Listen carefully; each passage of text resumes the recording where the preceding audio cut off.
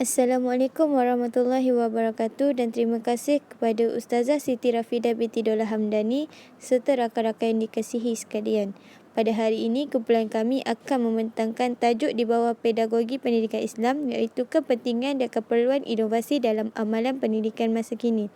Sebelum pembentangan ini dimulakan, saya akan memperkenalkan ahli-ahli kumpulan saya, iaitu Nur Hayati binti Ismail sebagai pembentang pertama, Najah Nadia binti Muhammad Mister sebagai pembentang kedua dan Siti Nabila binti Syekh Ismail sebagai pembentang ketiga. Okey, kita akan masuk kepada sikit pengenalan. Okey, pengenalan kepada tajuk kita pada hari ini iaitu tentang kepentingan dan keperluan inovasi dalam amalan pedagogi pendidikan pada masa kini. Okey, pengenalannya, sistem pendidikan seluruh dunia semakin menekankan pelbagai kemahiran dalam kurikulum demi mempersiapkan murid menghadapi cabaran kompleks abad ke-21. Okey, Malaysia telah melancarkan Pelan Pembangunan Pendidikan Malaysia PPPM 2013 hingga 2025 yang bertujuan untuk meningkatkan taraf pendidikan supaya mencapai standard antarabangsa. Okey, Schulman dan Grossman 1987 menggariskan bahawa pengetahuan yang ada pada seseorang guru beserta kaedah penyampaian yang betul merupakan integrasi dominan dalam memastikan murid-murid menerima pembelajaran yang dinamik dan responsif. Seterusnya kita masuk kepada definisi pedagogi. Okey, pedagogi berasal daripada perkataan Latin yang memberi maksud kaedah mengajar kanak-kanak. Namun demikian, sesuai atau seiring dengan kemajuan dunia pendidikan pada masa kini. Okey, konsep pedagogi turut berkembang dan digunakan dalam konteks iaitu pengajaran pembelajaran di semua peringkat sekolah hingga ke peringkat universiti. Pedagogi diertikan sebagai suatu ilmu dan seni dalam mengajar anak-anak. Kajian menunjukkan bahawa pedagogi adalah mengenai pengajaran, khususnya pengajaran dalam pendidikan formal. Dengan kata lain, ia adalah sains dan seni mengenai cara mengajar di sekolah. Sebagai satu bidang kajian yang luas, pedagogi melibatkan kajian mengenai proses pengajaran dan pembelajaran, pengurusan bilik darjah, organisasi sekolah dan juga interaksi guru dan pelajar. Okey, seterusnya kita akan masuk kepada slide yang berikutnya iaitu pedagogi pendidikan Islam. Okey, apa yang dikatakan sebagai pedagogi pendidikan Islam ini? Pedagogi pendidikan Islam ini adalah cara guru mengurus sesi pembelajaran supaya objektif pembelajaran dapat dicapai. Okey, objektif pengajaran pembelajaran boleh dianggap sebagai hasil pelakuan murid-murid setelah mereka didedahkan kepada sesuatu proses pengajaran dan pembelajaran. Biasanya, objektif pengajaran pembelajaran merangkumi aspek-aspek yang merujuk kepada sesuatu kurikulum, contohnya KBSM atau KBSR. Objektif pengajaran pembelajaran ini juga mengandungi aspek-aspek yang membolehkan guru menilai pencapaian murid dari segi aktiviti pembelajaran dan pencapaian guru dari segi aktiviti pengajaran. Okey, yang seterusnya adalah satu konsep yang besar kerana di dalamnya mengandungi strategi, kaedah dan juga teknik. Okey, dalam sesi pembelajaran, guru sering berhadapan dengan pelajar yang berbeza dari segi kebolehan mereka, yang itu kita tahu. Okey, hal ini memerlukan kepakaran guru dalam menentukan strategi pengajaran dan pembelajaran.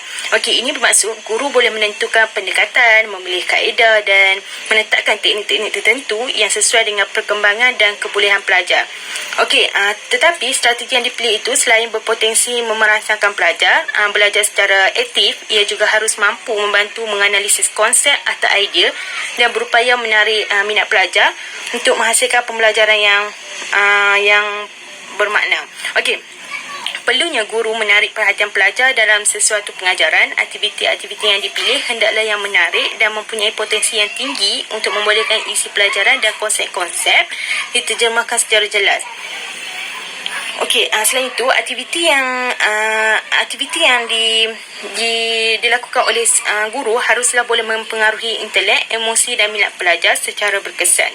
Okey, yang terakhir, pedagogi pendidikan Islam ini merupakan satu strategi yang digunakan adalah mempusatkan kepada guru, bahan dan murid. Okey, apa yang dikatakan sebagai pembelajaran yang berpusatkan kepada guru adalah pengajaran langsung yang bergantung kepada guru untuk mengarah pemikiran dan penglibatan pelajar.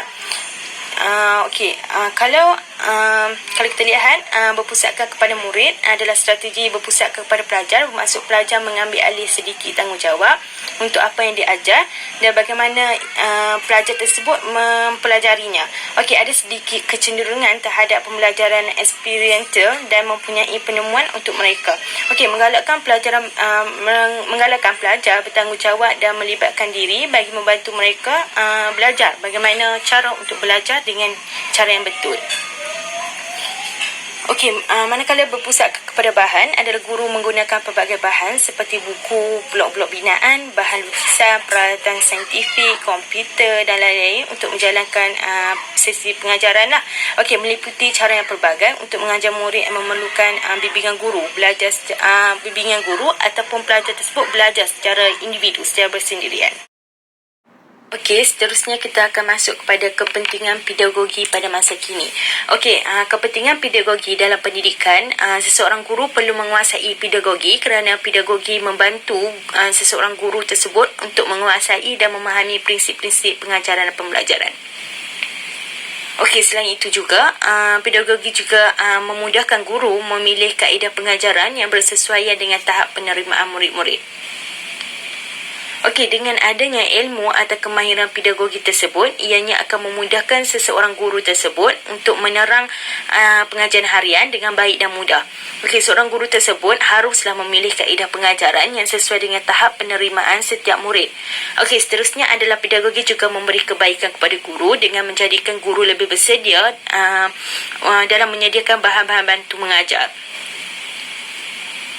Okey, pedagogi bukan sahaja berkaitan dengan kemahiran mengajar, malah pedagogi juga merupakan seni atau sains kerana ia dikatakan kenapa ia dikatakan sebagai seni? Kerana seseorang guru tersebut boleh mengajar mengikut kaedah guru tersebut. Seseorang guru digalakkan untuk mempelbagaikan gaya pengajaran agar sesi pengajaran dan pembelajaran bermakna dan menariklah. Okey, sekaligus membantu guru menyediakan bahan-bahan bantuan mengajar yang lebih menarik serta bermakna. Bukan itu saja, guru akan sentiasa melibatkan murid secara lebih aktif dalam pelajaran. Okey, hal ini dikatakan demikian kerana guru yang mempunyai kemahiran yang tinggi dalam pedagogi mampu melibatkan murid di dalam kelas tersebut menjadi aktif dalam pelajaran. Okey, contohnya, gaya seorang guru tersebut mengajar ini akan menyebabkan murid-murid tertarik dengan gaya guru tersebut mengajar sekaligus menjadikan murid tersebut minat untuk belajar. Okey, seterusnya juga sebagai seorang guru yang kreatif, mengapa pedagogi ini penting untuk dikuasai adalah guru akan berupaya untuk menggunakan set induksi yang menarik supaya dapat memulakan pelajaran yang berjaya, menarik minat murid-murid di dalam kelas lah, di dalam sesi pembelajaran. Okey, antara lainnya, kepentingan pedagogi pada masa kini adalah pedagogi membantu guru untuk memperkembangkan lagi potensi pada murid-murid.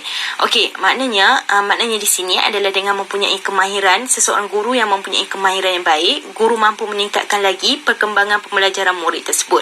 Okey, terutamanya dalam sesebuah mata pelajaran. Jika guru tersebut mempunyai idea yang kreatif dalam mengajar, secara tidak langsung murid tersebut mempunyai potensi untuk berkembang dalam pengajaran hariannya. Okey, seterusnya adalah meningkatkan kemahiran guru ketika menjalankan sesi pengajaran dan pembelajaran di kelas. Okey, membantu guru melaksanakan persediaan mengajar di mana aktiviti yang dipilih mempunyai urutan yang teratur dan berkesan. Okey, dalam merancang persediaan mengajar, aktiviti-aktiviti yang dipilih perlu mempunyai urutan yang baik. Ia perlu diselaraskan dengan isi kemahiran dan objektif pengajaran. Okey, lazimnya aktiviti yang dipilih itu adalah gerak kerja yang mampu memberi sepenuh pengaruh terhadap perhatian, berupaya meningkatkan kesan terhadap intelek, ingatan, emosi, minat dan kecenderungan serta mampu membantu guru untuk menjelaskan pengajaran dalam kelas lah. Okey, yang terakhir adalah membantu guru untuk melahirkan pelajar yang aktif di dalam bilik darjah dengan menyediakan satu sesi pembelajaran dan pengajaran dan pembelajaran yang satu kelas yang lebih kondusif. Okey, seterusnya kita pergi kepada definisi inovasi. Inovasi berasal daripada perkataan Latin iaitu innovation yang bermaksud pembaharuan dan perubahan. Inovasi juga boleh ditarifkan sebagai satu idea, amalan atau bahan yang boleh membawa pembaharuan kepada seseorang individu dan sistem sosial. Menurut Roger E. Miller 1971 menjelaskan inovasi merupakan idea, amalan atau objek yang dianggap baru oleh seseorang.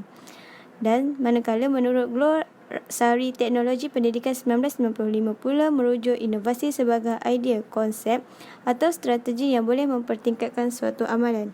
Secara umumnya, inovasi adalah pengetahuan baru, cara baru, objek baru, teknologi baru dan penemuan baru. Okey, seterusnya kita akan masuk kepada contoh-contoh inovasi dalam pendidikan. Contoh yang pertama adalah pembelajaran abad ke-21. Pembelajaran abad ke-21 adalah satu proses pembelajaran yang berpusatkan murid serta berteraskan elemen komunikasi, kolaboratif, pemikiran kritis dan kreativiti serta aplikasi nilai murni dan etika. Antara contoh-contoh aktiviti pembelajaran abad ke-21 adalah Think, Pair, Share yang bermaksud murid berfikir sendiri dalam jangka masa yang tertentu dan berkongsi maklumat dengan pasangan. Contoh yang kedua adalah pengajaran menggunakan komputer atau perisian yang dibina khusus adalah untuk mencapai objektif pembelajaran tersebut. Tujuan pengajaran ini adalah memudahkan proses pengajaran dan pembelajaran menggunakan kelebihan ciri-ciri multimedia seperti teks, grafik, animasi, video dan audio. Bukan itu sahaja, inovasi dalam persekitaran pembelajaran ini juga bertujuan menyediakan pendidikan berteraskan internet yang berkualiti kepada semua rakyat Malaysia dengan harapan dapat mengubah platform pendidikan di Malaysia serta merapatkan jurang digital di antara murid kawasan bandar dan luar bandar. Contoh yang ketiga adalah strategi kumpulan. Strategi kumpulan adalah teknik yang digunakan bagi mengikut pelbagai kebolehan murid-murid setelah mereka dapat menguasai beberapa kemahiran asas.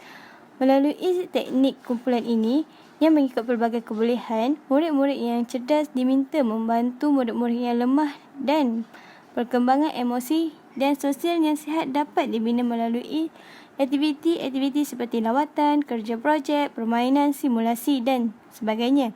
Murid-murid juga berpeluang memainkan peranan mengembangkan bakat kepimpinan mereka dalam strategi berkumpulan. Contoh yang keempat pula adalah strategi pengajaran dan pembelajaran yang disarankan adalah untuk membina dan mengukuhkan minat murid terhadap pembelajaran serta membimbing mereka supaya bersedia menerima pelajaran seterusnya dan berupaya pula meneruskannya sendiri. Mengikut strategi ini, setiap murid akan mengambil bahagian secara aktif di dalam pelbagai kegiatan meliputi pelbagai unsur daripada komponen-komponen kemahiran asas, kerohanian, nilai dan sikap, kemanusiaan dan persekitaran serta kesenian dan rekreasi. Teknik pengajaran yang digunakan seharusnya sesuai dengan perkembangan diri dan kebolehan murid-murid supaya pembelajaran itu adalah lebih menarik, berkesan dan bermakna. Okey, contoh yang terakhir adalah strategi berpusatkan murid. Okey, strategi ini menjadikan murid sebagai peranan yang utama dan penting dalam proses pembelajaran. Mengikut strategi ini, murid digalakkan melibatkan diri secara aktif dalam aktiviti pembelajaran mereka. Di dalam bilik darjah, guru merupakan seorang pemimpin yang memandu murid menjalankan aktiviti pembelajaran sama ada secara kumpulan ataupun individu. Dalam proses pengajaran dan pembelajaran, lebih banyak masa akan diperuntukkan kepada aktiviti pembelajaran murid seperti kaedah kumpulan, lawatan, bermain, simulasi atau main peranan dan pengajaran individu adalah kaedah yang menjadi pertimbangan semasa menggunakan strategi pemusatan murid, terutamanya murid di dalam kelas.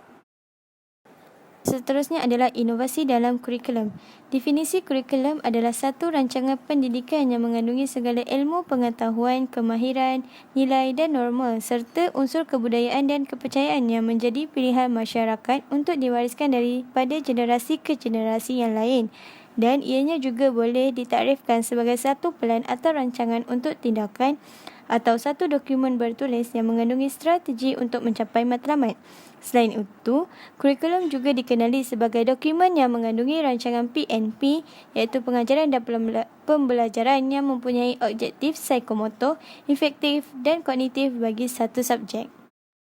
Seterusnya kita akan masuk kepada slide Pelaksanaan pembaharuan kurikulum. Okey, terdapat 7 pelaksanaan pembaharuan kurikulum. Pelaksanaan yang pertama adalah mengenal pasti masalah dalam membuat pembaharuan.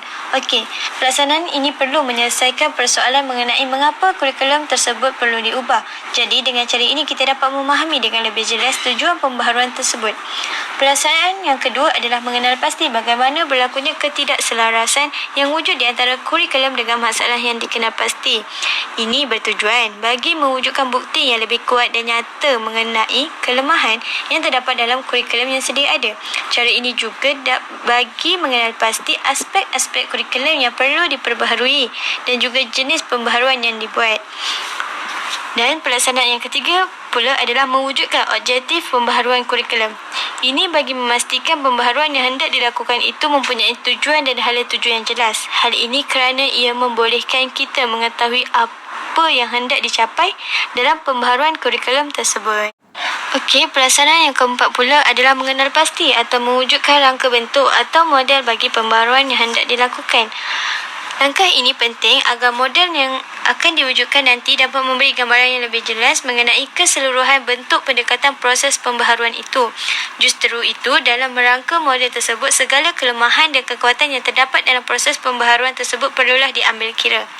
Pelaksanaan yang kelima adalah penghasilan jadual kerja. Pelaksanaan ini mengandungi butiran seperti bilakah langkah-langkah berikutnya akan bermula dan akan tamat, siapa yang akan terlibat, jenis langkah apa yang diambil dan perkara-perkara lain lagi. Ini kemudiannya diikuti dengan mengenal pasti keperluan dan kemudahan yang dikehendaki bagi melaksanakan perubahan yang seterusnya. Pelaksanaan yang keenam, membuat jangkaan mengenai hasil kurikulum yang telah diperbaharui. Tujuan langkah ini adalah untuk memberi gambaran awal mengenai hasil proses pembaharuan, supaya demikian mereka yang bertanggungjawab memperbaharui kurikulum itu tidak berasa terkejut, gelisah dan sebagainya sekiranya terdapat kelemahan selepas dilaksanakan. Persediaan dapat dilakukan bagi memikirkan bagaimana kelemahan yang mungkin wujud itu boleh diatasi atau dikurangkan mahupun dihapuskan. Dan pelaksanaan yang terakhir ialah melaksanakan proses pembaharuan yang telah siap dirancang.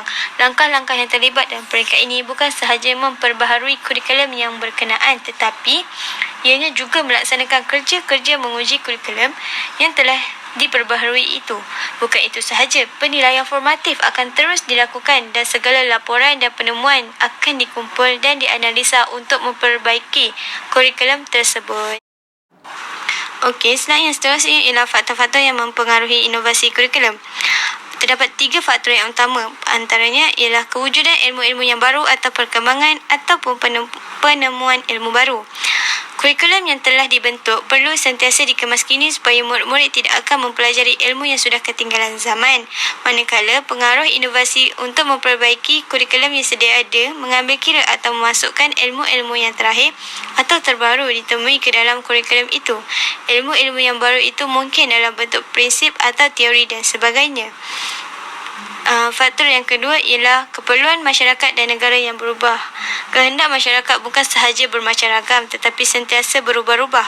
Itulah sebabnya kehendak yang timbul pada satu zaman itu berbeza dengan zaman yang sebelumnya atau yang akan datang, serta taraf kematangan masyarakat juga akan boleh mempengaruhi kehendak mereka. Dan faktor yang terakhir ialah perkembangan dasar kerajaan. Ini melahirkan murid yang seimbang dari semua aspek seperti jasmani, emosi, rohani, intelek dan juga sahsiah. Seterusnya, bahasa Inggeris menjadi bahasa perantaraan di kebanyakan sekolah, khususnya di sekolah Inggeris. Pada tahun 1970-an, pihak kerajaan telah mengesyorkan penggunaan bahasa Melayu atau bahasa Malaysia menjadi sebagai bahasa rasmi. Okey, seterusnya saya akan memberi kepada pembentang yang terakhir iaitu Siti Nabila binti Syekh Ismail. Assalamualaikum warahmatullahi wabarakatuh dan salam sejahtera. Nama saya Siti Nabila binti Syekh Ismail daripada ISS MPI K17. Okey, kita tengok slide seterusnya iaitu kepentingan inovasi kurikulum. Dia lebih kepada kesan tapi dia kepentingan lah untuk guru untuk berinovasikan kurikulum dalam pengajaran. Okey, yang pertama, poin pertama ialah melahirkan citra masyarakat dan negara kreatif. Okey, masyarakat ni dia mendapat ilmu daripada kecil lagi, daripada umur dia 4 tahun ke ataupun 3 tahun. Sehingga dewasa dia mendapatkan pendidikan daripada sekolah lah. Okey, murid-murid yang mempunyai pemikiran yang kreatif dididik supaya dikembangkan bakat mereka dengan dia mengadakan pertandingan ataupun mengadakan pertandingan pada peringkat sekolah ataupun daerah. Okey, jika dia melakukan aktiviti berkumpulan, dia akan memberi kesan yakni mencorak kumpulan yang berdaya saing. Kerana apa? Pemikiran dan idea seseorang individu dia berlainan pendapat tau. Begitu juga dengan seorang guru. Okey, jika dilihat dari aspek seorang guru dan pelajar, perbezaan dia dari segi tingkah laku, nilai dan personaliti memang mempengaruhi mereka lah tentang bagaimana mereka menjalankan suatu tugas dan menghuraikan sesuatu situasi dan bagaimana dengan menghadapi sesuatu cabaran. Okey, guru yang kreatif ni dia dapat memupuk ataupun mewujudkan pelajar yang kreatif dan pemikiran yang realistik. Oleh itu, jika pelajar keluar daripada kumpulan pelajar universiti ataupun masuk ke alam baru, lepas tu alam baru tu maksudnya alam pekerjaan lah, mereka dapat memajukan negara. Sebab apa? Mereka dikembangkan bakat dia daripada sekolah lagi. Lepas tu, bila dia dah keluar daripada maksudnya keluar daripada alam universiti, dia bekerja, dia dilatih daripada sekolah untuk mengembangkan idea, mengembangkan bakat mereka. Lepas tu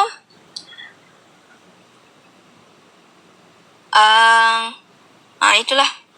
Oleh itu, jika pelajar keluar daripada kumpulan pelajar universiti ataupun masuk ke alam baru, dia dapat mengeluarkan idea dan pendapat kreativiti masing-masing kerana dipupuk daripada oleh guru.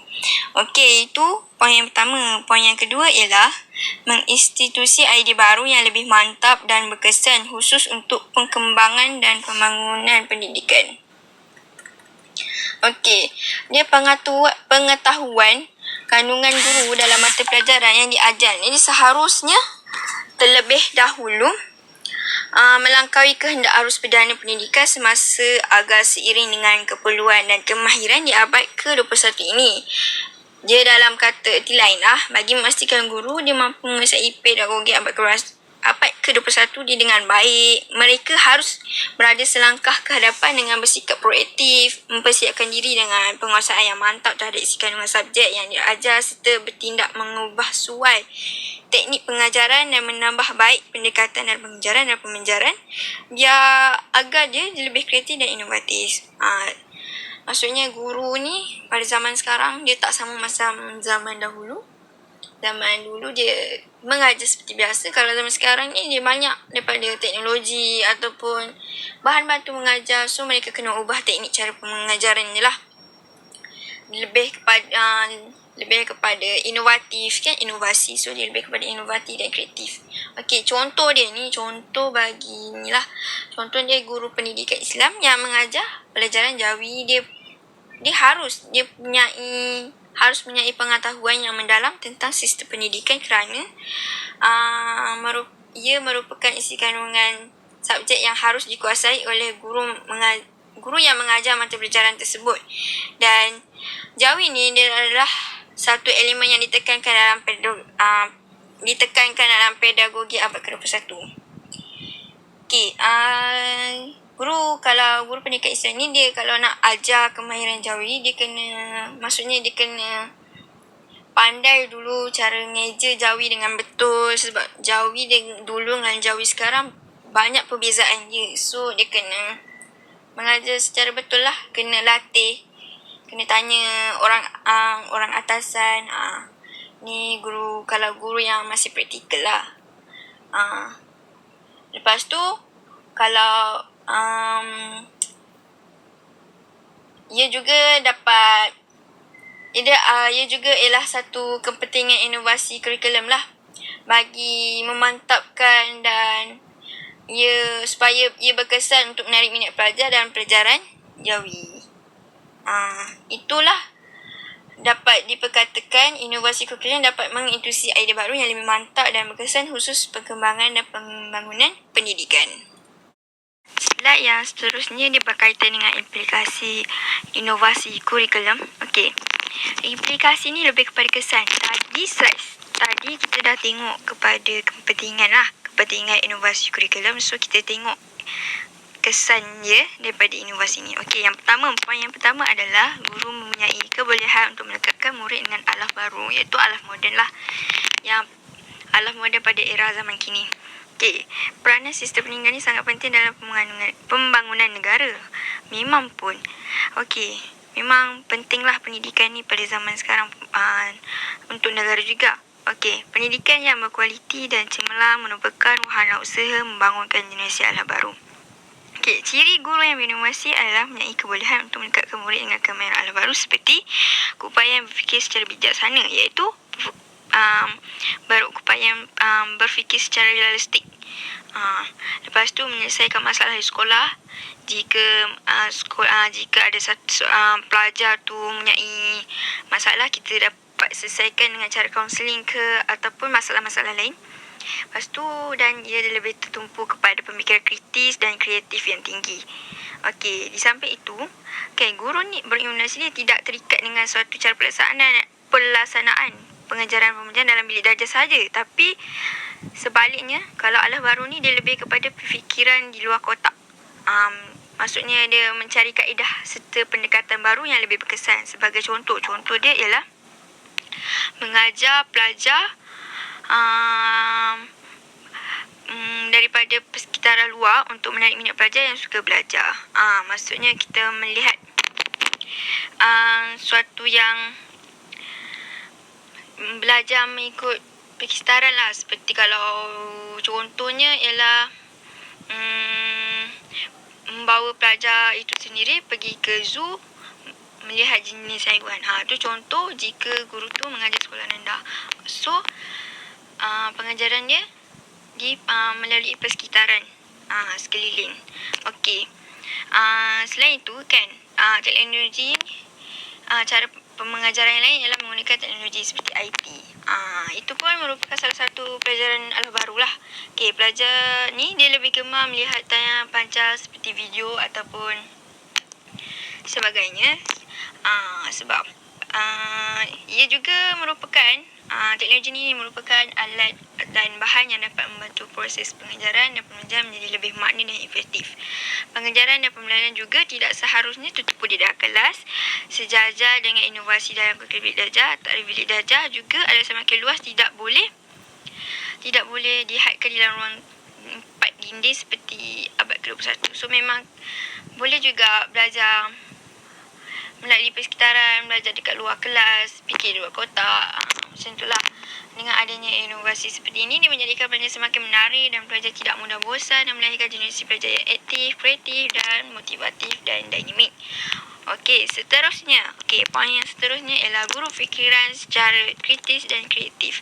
Okey, pemikiran ni, kemahiran berfikir ni dapat diperkatakan sebagai proses mengenyangkan minda sama ada untuk mencari makna dan pemahaman terhadap sesuatu, membuat pertimbangan dan keputusan atau menyelesaikan masalah.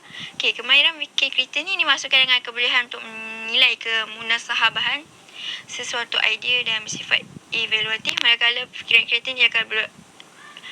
kreatif ialah kebolehan untuk mencerna dan menghasilkan idea asli dan bersifat generatif. Okey, idea baru ni terhasil melalui ilham dan gabungan idea-idea yang ada. Okey, dia apabila mempunyai ciri dua kemahiran berfikir ni, guru ni mempunyai pemikiran yang realistik dan menyampaikan pembelajaran dengan lebih bijaksana dan juga dapat menyelesaikan masalah dengan baik. Okey, pemikiran kritis dan kreatif ni sangat diperlukan untuk tenaga kerja pada masa hadapan. Kemahiran untuk menyelesaikan masalah dan membuat keputusan menjadi keperluan dan kemenjangan pekerjaan. Bukan seorang guru juga, tapi pekerjaan yang lain. Seperti kalau contohnya office ke ataupun contoh pekerjaan lain lah. Okey, oleh itu semua pihak seharusnya terlibat memainkan peranan yang penting, terutamanya guru, sama ada yang sedang mengajar di sekolah ataupun yang masih dalam latihan. So sama ada guru tu maksudnya guru tu dah lama mengajar ataupun masih dalam latihan praktikum, kita boleh belajar untuk mengkreatifkan lagi cara pengajaran dan pembelajaran di dalam kelas. Okey, kita tengok Poin yang ketiga daripada kesan inovasi kurikulum ni ialah guru lebih bergembira dalam mengajar. Okey, ciri utama guru berkesan atau guru efektif ialah menentukan objektif pengajaran dan pembelajaran dengan jelas dan seksama berasaskan tahap pencapaian murid. Okey, objektif ni perlu dimaklumkan dan diketahui oleh murid sebelum pembelajaran bermula. Okey, objektif pengajaran ni dia ialah pelakuan yang hendak dicapai murid setelah mengikuti sesuatu pengajaran. Dia merupakan penyertaan tentang pelakuan murid yang dapat diperhatikan dan diukur setelah langkah pengajaran dijalankan. Penyertaan yang jelas tentang pelakuan murid yang hendak dicapai membolehkan guru merancang langkah-langkah pengajaran dan membuat penilaian ke atas kepesanan pengajarannya. Okey, dia menceritakan guru ni dia kena maksudnya dia kena study dulu topik yang nak diajar untuk murid dia untuk esok hari. Maksudnya dia dah membuat persediaan awal untuk cara dia mengajar, macam mana dia nak tarik pelajar tu minat dan fokus dalam pelajaran. Lepas tu dia bersesuai dengan tahap murid tu. Itu dikatakan objektif pengajaran lah. Okey, dia guru hendaklah berfikiran yang kreatif dan menjalankan aktiviti dan pengajaran dalam kelas. Sebagai contoh, melakukan aktiviti berkumpulan di dalam kelas. Lepas tu, menggunakan bahan pengajaran seperti gambar ataupun graf dan lain-lain dan membuat kuis dan latihan. Supaya kalau kita gambar dia ada warna-warni. Ini untuk pelajar sekolah rendah lah kan.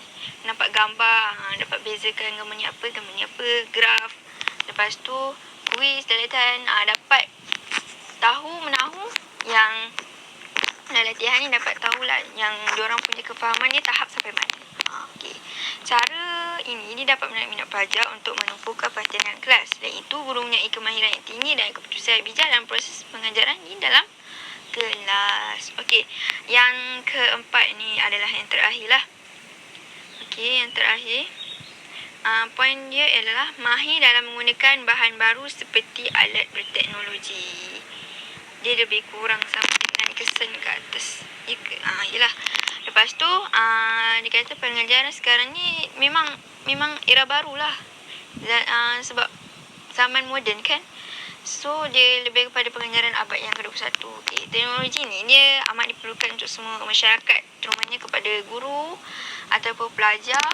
Nak cari apa? Nak cari maklumat lah. Untuk menyiapkan tugasan yang diberikan oleh guru atau pensyarah. Okay. Pelajar dia juga turut memerlukan teknologi ini sebagai mencari maklumat untuk membuat tugasan yang diberikan oleh guru. Teknologi ini dia akan menjadikan proses pengajaran dan pembelajaran akan menjadi lebih menarik dan berkesan di dalam kelas. Contohnya menggunakan alat seperti PowerPoint, Flash, visual dan mereka hanya perlu mengaplikasikan alat tersebut ke dalam proses pengajaran dan pembelajaran. Macam kita sekarang sebab PKP, so kita belajar secara online kan. Itu pun adalah cara bahan baru untuk berkomunikasi antara pensyarah dengan pelajar. Macam tu. Okey, melalui cara ini, proses pengajaran dan pembelajaran dapat dijalankan dengan lebih mudah, ringkas dan padat kerana pelajar akan didedahkan dengan gambaran dan persembahan menarik seperti mudah untuk difahami. Okey, justru itu, pelajar tidak akan mudah merasa jemu dan bosan dalam menjalani proses pengajaran dan pembelajaran kerana tertarik dengan gaya persembahan yang ditunjukkan melalui ICT. Ini kalau menggunakan bahan teknologi barulah. Ini adalah kesan daripada inovasi kurikulum. Okey, kita tengok kesimpulan ataupun penutup dalam tajuk kami ni. Okey, inovasi dalam pedagogi pendidikan Islam hakikatnya adalah hijrah dalam konteks penambahbaikan dan perubahan kepada kurikulum sedia ada ke arah pemantapan nilai dan hasil generasi pelajar yang bakal dilahirkan. Bagi merealisasikan tindakan anjakan paradigma ni, ia daripada kebiasaan kepada kesesuaian dengan kehendak dan keperluan ilmu bagi menghadapi senario semasa yang menghadapi kerancakan globalisasi kehidupan yang sangat mencabar amat diperlukan. Okey, justru kesediaan dan keterlibatan serta penjiwaan ilmu itu perlu wujud dalam diri kalangan pendidik juga pelajar merentas pelbagai corak kurikulum yang dihadapi. Pembelajaran abad ke-21 yang bersifat futuristik, fleksibel dan dinamik memerlukan peranan dan komitmen yang tinggi dalam kalangan siswa dan guru. Kejayaan pelaksanaan pedagogi abad yang ke-21 ini salah satunya amat bergantung kepada aspek penguasaan ilmu kandungan mata pelajaran yang dimiliki oleh guru yang mengajar mata pelajaran tersebut. Justeru guru yang mempunyai profesionalisme yang tinggi tidak akan hanya berpuas hati dengan pengetahuan yang sedang dimilikinya. Sebaliknya, dia akan terus berusaha tanpa henti meningkatkan ilmu pengetahuan bagi memastikan proses penyampaian ilmu dan pengajaran yang terbaik kepada pelajar atau pelajar yang berkualiti dan bersedia melengkapkan diri dengan kemahiran pedagogi abad ke-21 menjadi sandaran kepada Kementerian Pendidikan Malaysia untuk merealisasikan transformasi pendidikan negara seperti yang dihasratkan oleh Pelan Pembangunan Pendidikan Malaysia. Okey. Sekian, terima kasih daripada kami.